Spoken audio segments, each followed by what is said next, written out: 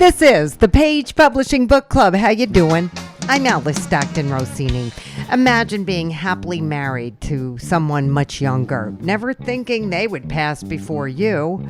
And then the unthinkable happens, and you're left to go through the office of the one you loved for so long, only to find a stack of manuscripts.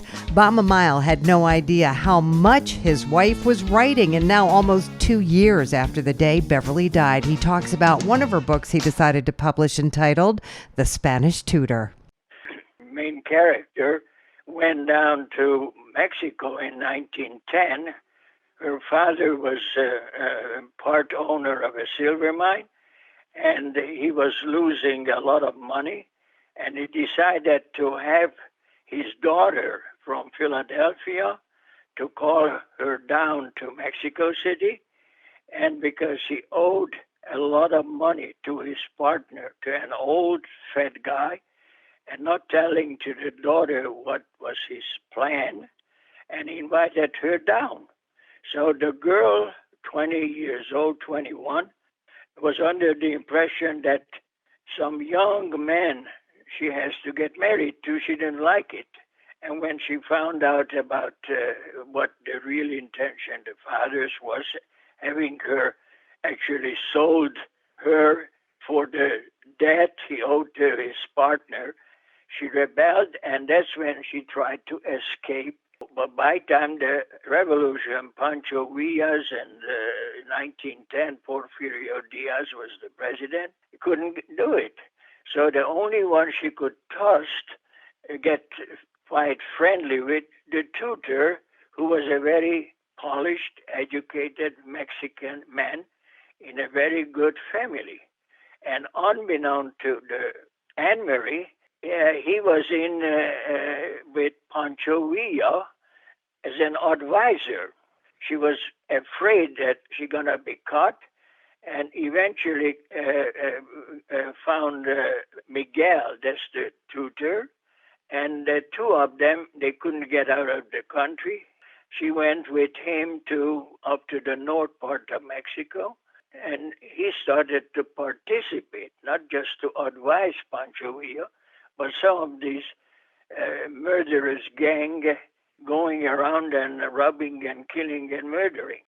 We traveled a lot, and everything what she wrote is related to a place which she thoroughly investigated and researched. And we spent a lot of time in Mexico, in Acapulco and Mexico City and a lot of places. So she fitted her story into the frame of the Mexicans being revolting against their own government. It's fascinating, though, the way she ties it up. And, we find Anne-Marie torn between her loyalty to Miguel, and she winds up befriending a United States citizen who's in danger. So she finds herself in this conflict, which works itself out, I guess, in the course of the book. It's a great story, and she must be looking down on you and smiling that you've done this for her. I never recovered. She was a beautiful soul, a beautiful woman, smart, and the best thing ever happened to me that she's smiling down. I hope she does. I hope she does. Ever since this happened, I was a little bit religious. But no, she was 14 years younger than me. I am in a wheelchair, and an old, decrepit old guy, and they took the young, beautiful wife, and this old, good-for-nothing husband of hers is still alive. I would have given my life for her anytime in exchange. Maybe this is what you were meant to do. I don't know. I hope it give you a little bit of insight what really happened, how I ended up representing her instead of she's being here. Well, you sure did, Bama. Thank you. At 85, anesthesiologist Simon Gelman considers himself semi-retired, and after friends told him his professional journey that took him from the Soviet Union to Israel and finally Boston was one that should be shared to be believed, he finally decided to write What I Was Thinking. My chapters in the book are, one chapter is relationship between physicians and patients. And I'm describing how it was in Soviet Union, how it was in Israel, and how it was in the United States. But still, they are explaining my words there, how I made one or another decisions. Some of them are wise, some of them are very stupid, but I made them. In 1965, I defended my thesis. It's also very funny how it started, how I did my research in this particular time. And then a person extremely distinguished, her name was Natalie Bechterev, her father, very famous scientist in neurology, and Stalin invited him and another scientist for interview and asked for advice how to develop science in Soviet Union. And on the way out of the office, they were passing secretary, Stalin's secretary, and Bechterev said, he is a paranoid. In 3 hours, he died in his hotel room from poisoning. So 99% probability that Stalin ordered this. So it was 1930s. So nevertheless, Stalin was not interested in gossips going around, and he didn't touch much the family. However, they were somehow sent work from Moscow in smaller town. One way or the other, the daughter, she was at that time 42 years old. She was a member of academy, which is really very unusual reward for a young woman. So she was running a laboratory, and her laboratory was based in my large hospital, 1,000-bed city hospital, not academic. And they were there doing their research. They were implanting electrode in the brain in patients who had very, very pathological aggressive movements, say leg or arm, or doing some movements uncontrolled by the person. And with manipulating with this electrode in stimulating them, or the other way around, inhibiting them, they were helping the patient. But she mainly was doing studies. Oh, well, then when I defended my thesis, and she was my secondary mentor, official mentor, and so she offered me the job. And she said that I would be studying effect of anesthetics on electroencephalography. Well, knowing her great authority in science, probably I was at that time 28, something like that. I probably would become in 3 years full professor. And I didn't take it for 2 reasons. One of them is relatively reasonable. Another is probably very stupid, but it played a role. Reasonable was that I really like to be a doctor. And you probably know the name of a Russian writer, Chekhov. Yes. Okay, so Chekhov was a doctor, and he was a writer, and obviously much better writer than a doctor, I guess. And he was saying, answering the question, he's saying, medicine is my wife. Writing novels and plays, that's my mistress. So my emotional relationship were approximately like this. I wanted to be a doctor. I was a doctor. I loved it. And science really was like a hobby. It was not serious in my brain. My second reason was absolutely idiotic, but it was. After medical school, I was sent to work. Well, Americans call it Siberia. Geographically, it's not a Siberia. It is just north of Ural Mountain, European part. And there I was in a small town, 60,000 inhabitants.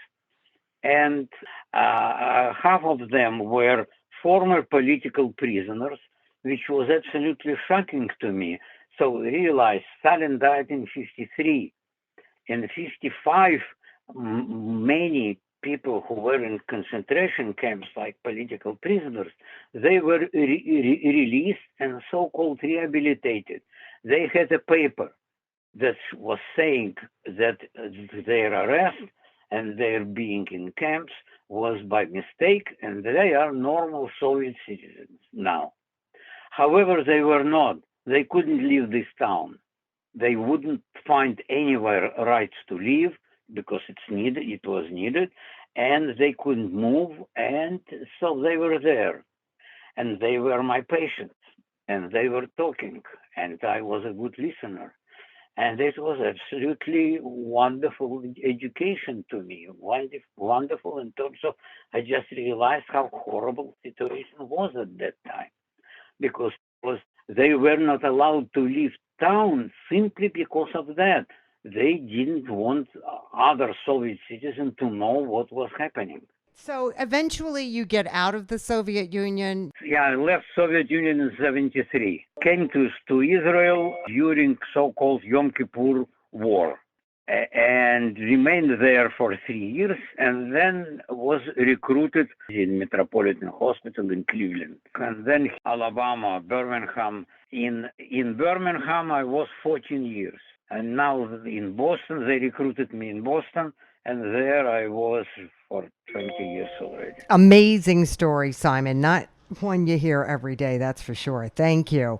Aaron Chico Rodriguez lives in Minnesota where the fishing is fine, and his girls were barely out of diapers before they started learning how to cast. He couldn't find an acceptable children's fish story, so he wrote one. It's called The Fish Wish. Yeah, I kind of had trouble finding a book that had to do with fishing. And I live in the land of 10,000 lakes and fish a lot, so I wanted to find something that had to do with fishing and teach them about that. Typical adventure between us. We start out, getting ready for the day and digging worms in the backyard and pack some snacks and toys and ponies and get ready and head out to the lake and fish for a little bit. So that's kind of how it started. And then with the fishing part, actually put in some fishing tips and how to catch them and that stuff as well. So, Who's Kai? Kylie, that would be my oldest daughter, Kylie, and the little one, Abby. She's a little troublemaker, just playing in the dirt and making a big mess of everything. And Kylie's helping to grab the worms and put them in the bucket. And there's baby just making a big mess, dumping them out all over the place like usual. So we started out doing that and then make our way to the lake and go fishing. It kind of runs through, where we get to the lake at and then take a few casts and how we rig it and then catch a fish and then take in all the nature and surrounding. I did make it rhyme. And there's just little things throughout it where little Abby's just getting into trouble, just clothes all over the place, almost falling in the lake, sandal falling off. It's just little funny things like that you wouldn't typically notice, but as a parent, it happens all the time. So it's just, I think you can see in one of the pictures, like I'm holding her back from falling off the dock. She doesn't care. She's just falling all over the place, and always got to watch out for her. When she gets to the lake, they're just so excited to get there. Shoes fall off. It just doesn't even care. How lucky are you to have two daughters who love to fish? Yep, I know. That's awesome. I mean, do they take the hook out of the mouth? They'll try for sure. Yep, they'll hold the fish and work around the jig or hook or whatever and take it out themselves when they can. Or if they can't do it, then they'll ask for help too. But yeah, they'll hold the fish and do everything. How old are these girls? Kylie, my oldest one, she just turned 11. And I have a 7-year-old and I have a little baby too. It's 2 years old. How young when you first say, okay, we're going to learn about fishing? Diapers. Diapers? Just like Dad. Yep. What? Oh, for sure. Yep. As soon as they can hold a rod. So did you read this book to them? I did. Do they love it? Oh, absolutely. Yeah, you could just see the smile on their face and that they're proud of their dad, and it feels amazing. I feel like you learn that it's not always just about, the fishing. It's the experience together and spending time together and taking on all the nature and everything else and spending that quality time together. So I just want to be a good dad, be a good role model, and teach them that they can do whatever they put their mind to and do what they love. So we did a little event and brought in some minnows and fish and frogs and read the book to the class, and I brought in a fish mount and some lures and taught them about that kind of stuff. It was great. You are the best dad, Aaron. Thank you so much. Why don't you write a book about ice fishing with the kids out there in Minnesota, will you? All right, we're going to take a quick break. This is the Page Publishing Book Club. Attention all authors. Page Publishing is looking for authors. Have you written a book and want to get it published? Page Publishing will get your book into bookstores and for sale online at Amazon, Apple iTunes, and other outlets. They handle all aspects of the publishing process for you: printing, cover art, publicity, copyright, and editing. Call 800-204-6099 now for your free author submission kit. That's 800-204-6099 for your free author submission kit. We're back on the Page Publishing Book Club. I'm Alice Stockton Rossini. James Banks had a vision when he visited his dad's grave on Father's Day in 2015, and by 2019, he wrote The Day My Heart Cried. Everyone does not see things the same way. The book is about relationships, predominantly with your mom and dad, and it's good if you have a relationship with both of them, because I consider that to be a nuclear family where you're in the same home. It's about relationship with people in your community. And it's also about having relationships later in life when you finish college or you're in college, you have relationships, and then you get married one day. And how do you avoid, this big thing called irreconcilable differences, or now for some people term it irretrievably broken. So I go into some situations like that, give people encouragement, and if you're willing to forgive, you basically can make it if you're willing to forgive. In my book, I'm basically in chapter 13 about a blended family. And I talk about my son, my oldest son, who's from a different marriage.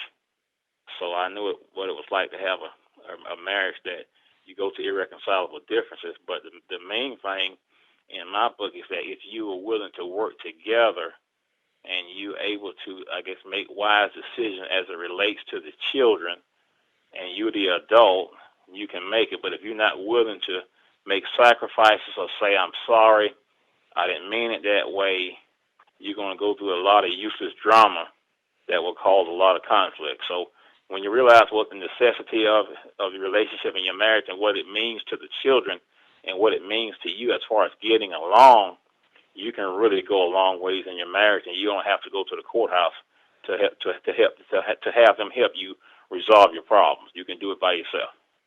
Put the child first. Don't grow up in a lot of chaos like you're walking on eggshells every day. Just know what's important, and important is to instill values in that particular child and show love that will cover a multitude of sins. Is there anything that can't be forgiven? There's not an act that cannot be forgiven, no more than, blasphemy of the Holy Spirit. But when you look at people, and we are just human, if you get to a point where you say you're not going to forgive, well, you don't have to forgive for adultery or somebody abusing you or trying to, cause harm on you physically. You can forgive that. But one thing about forgiveness, you can forgive a person to a point to say, I'm sorry, but sometimes in certain situations, you have to move on. Because if you don't, it could cost you your life or somebody else's life. You don't want to be in so chaotic situation where you forgive so much that someone's always doing you wrong. There comes a point where you have to reach accept reality and say, this right here is not going to work. What was it about your dad? Did you have a difference with him? He was a hard-working guy. He had a very powerful work ethic. But one thing I go into my book about a father's love is my father didn't really verbally say, I love you. He didn't come out and say it verbally, but his actions dictated to the whole family by what he did that he loved you. He might not say, to me, Junior, I love you, but his actions from day in and day out, all the work he did to bring finance into the house, make sure the bills are paid, or make sure the light is always on, make sure you had clothes to wear, food to eat, that was a great indicator that he really loved you. He just did, in his time, in his culture of growing up in his era, saying I love you was being a soft or like a feminine man. So that was like a no-no to a man's character during his era of life when he was growing up, because he didn't hear probably my granddaddy say it to him, so he transcribed that down to my generation where he didn't say it to me, but I knew from all the things that he did day in and day out that he loved me as well as my mom. They both loved us. I'm hoping by July, August that I can start going out to certain functions, like speaking engagements, where I can get the word out about this book, because it is a powerful book. I share some things about ministry, also about me being an educator in the state of Georgia for the last 27 years. I mean, I come from a small area here of Sapelo, so I say to everybody, if God did it for me, He can do it for you too. All right, James, thank you. Evelyn Barnes is a community activist, street minister, and author since 1983. She says she was compelled to publish her book, These Shoes, A Spiritual and Poetic Journey. The book is actually all journeys, things you might go through in life with just life stuff, things you go through in relationships, things you go through in your spiritual journey that you might not understand, journeys with your family. Are these your journeys or journeys of people that you've dealt with? Both. I struggled with direction. I struggled with discipline. I was on the wrong side of the tracks, of course. I did graduate from college. I grew up in the suburbs.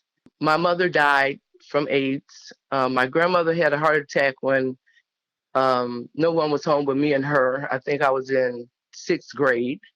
And what happened was I didn't understand anything about death because no one had died.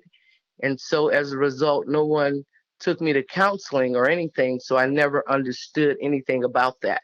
And so what I did was I shut down and I just existed. And then when I went to high school, my English teacher in my rhetoric class was like, you should write. And the more I wrote, the better I felt. And I began to live. So writing has saved my life. Is there a poem you'd like to read? Um, like crossroads. I came to a crossroad in my life and I really didn't know which way to go. I heard an enticing voice on my left saying, come this way. I can promise you all the things of this world and you will shine amongst all men and women alive. And everything that you want, guess what? You will have it now. And I heard a voice on my right saying, come this way, my child, and I promise you a life of contentment and peace, and you will shine amongst men and women, and you will be able to get into the gates of heaven, and your soul will be saved. So at that time in my life, I went to the left. And as I went on that journey, all the riches that I did attain were followed by a constant unnerving pain. And as I stayed on the journey, it was rocky and it was hard to stay on course. I had to hurt people with words and actions. Never did I find that inner satisfaction. I finally grew weary from the journey and down I fell. The joke is on you, as the devil did tell. As I lay with my face level to the ground, once again I heard that sweet familiar sound. I will always have you, my child. Just show me the light and things will always be all right. I'll never leave you alone. I'll always be there, even when life is hard and seems so unfair. You have a choice. Are there places where you can share your poetry? There are. I actually share it in programs on a spiritual level, and I share it with the youth when I'm doing activist work. And I encourage them to write what they're feeling because they don't know what to do with what they're feeling. So I encourage them to write. My church has probably 800 members. My pastor is the moderator of our district, which has like 60 churches. I'm an alumni at a shelter, which I go and volunteer for all the time. And word of mouth. Actually, I got an event coming up. I'm so excited. So I have great family members. I got great support, and everybody has just been great. That's really good to hear, Evelyn. Thanks. And we have another poet, Yvonne Brown, a retired New York City school teacher, inspired by the Psalm of Solomon to write words to enhance the soul. You know what inspired me? After reading the Song of Solomon in the Bible, I said to myself, I am going to write about my life experiences of love, spirituality, and emotion. That's what inspired me to write words to enhance the soul. It's poetic in form with character, and the characters are God, my lover, and myself. Each poem tells a story. It is different. It's either a poem of spirituality, a poem of emotion, or love. How many poems? 67. Yeah, I've been writing from 1982, from over the years. But the bulk of my writing takes place like 94, 95, 96. You want to read a poem for me? Yes. And this poem is about love, about my heart. This was written February the 13th, 1995. It's dated. All of them are dated. My heart is a beautiful organ. It is made of cells, tissues, and muscles. It has four chambers that equals the four letters that spell love. It has three valves that allows blood never to backflow. So is my love for you, my dearest, as a river that continues flowing and never runs dry. My love, when you are with me, just rest your head on my breast, and you will feel that beautiful beat that my heart makes just for you. My love, may your heart beat just for me, so together we could love each other throughout eternity. Yvonne, that's beautiful.